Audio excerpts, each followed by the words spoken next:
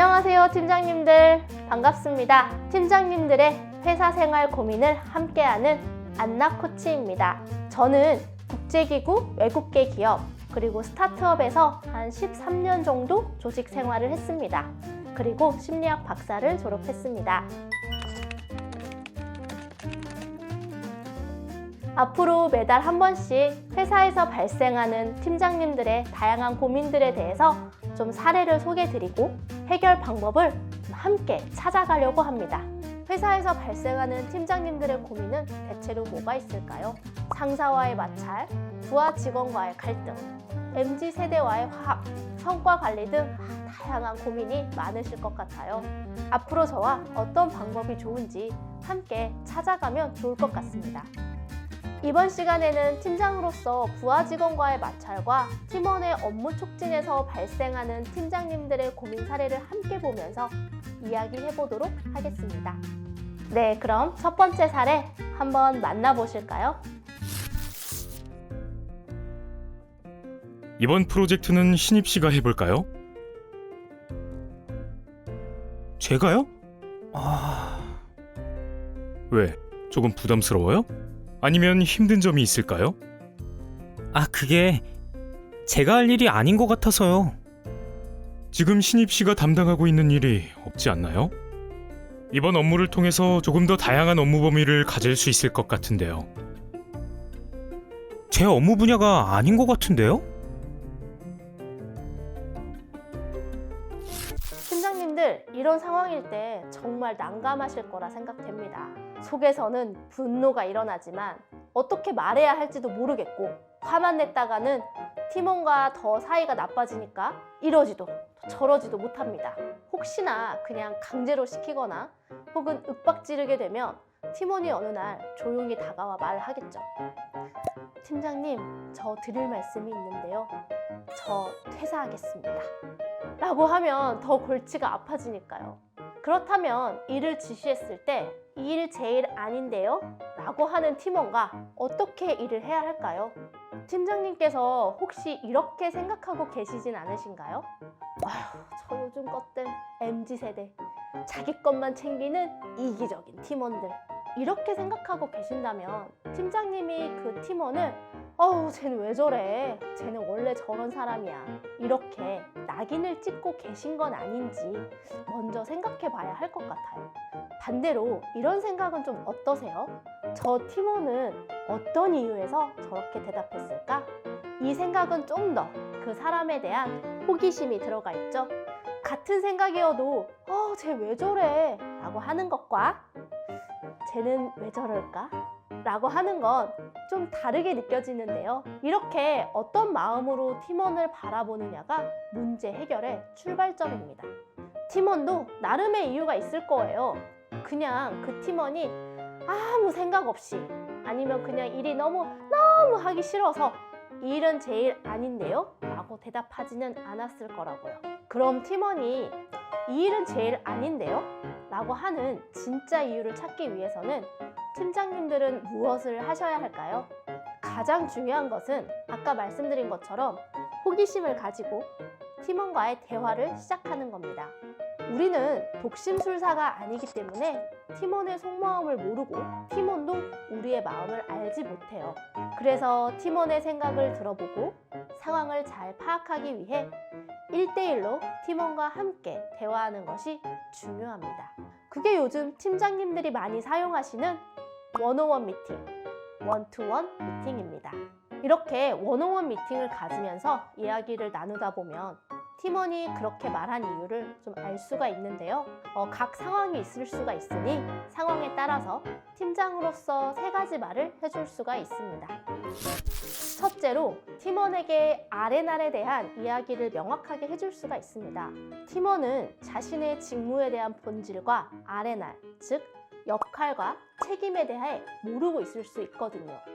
팀원은 자기가 하는 일이 어떤 목적이 있는지, 이 일이 조직의 목표 달성에 어떤 영향을 미치는지에 대해 일의 본질을 이해하고 있지 못할 수도 있어요.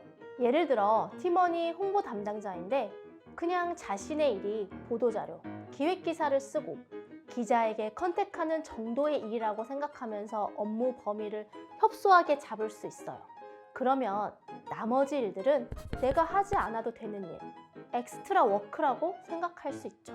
그렇다면 팀장님은 팀원과 일의 본질에 대해 함께 이야기해보는 것이 중요합니다.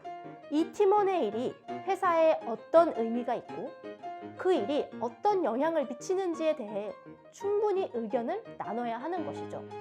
즉, 홍보라는 일, 보도 자료와 기획 기사를 쓰는 궁극적 목적은 제품과 회사의 인지도를 향상시키는 것과 이미지를 긍정적으로 구축하는 것이잖아요. 이런 업의 본질, 내가 하는 일의 목적을 함께 생각해 볼 수 있다는 것이죠. 그렇다면 나의 직무를 확장하면 어떻게 어느 범주까지 해당되는지를 좀 더 명확하게 알 수 있겠지요. 그래서 지금 시키고자 하는 일도 그 목적과 어떻게 연결이 되어 있다고 설명하는 것이 필요합니다.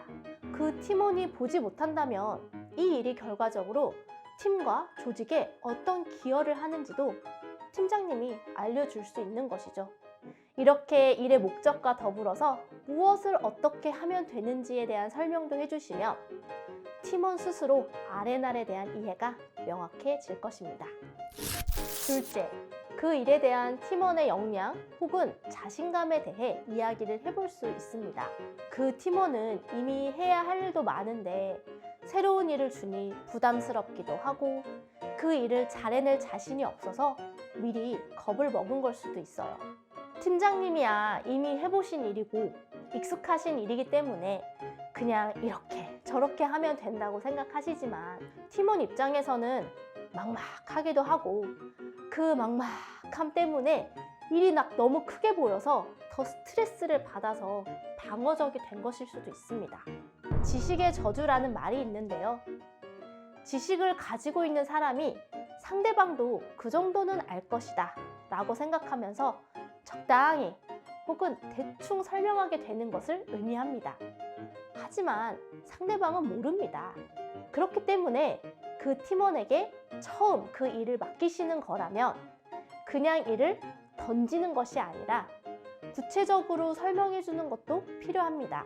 이 일은 어떤 프로세스로 하는 거고 관련 자료는 뭐가 있고 또 도움을 받을 수 있는 사람이 누구인지 알려주면서 지시를 하시면 그 일이 좀 더 명확하게 느껴질 수 있습니다.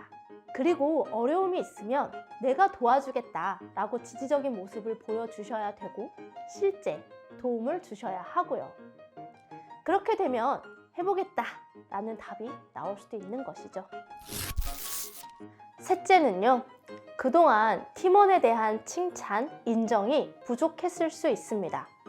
팀원 입장에서는 일은 정말 많이 하는데 심리적, 물질적 보상이 하나도 느껴지지 않으면 점점 더 일을 하기 싫어질 수 있습니다. 조직에서 물질적 보상이야 한계가 있다 치더라도 팀장으로서 팀원에게 인정과 칭찬을 통해 심리적 보상을 줄 수 있는데 이 부분이 매우 인색한 팀장님들이 계세요.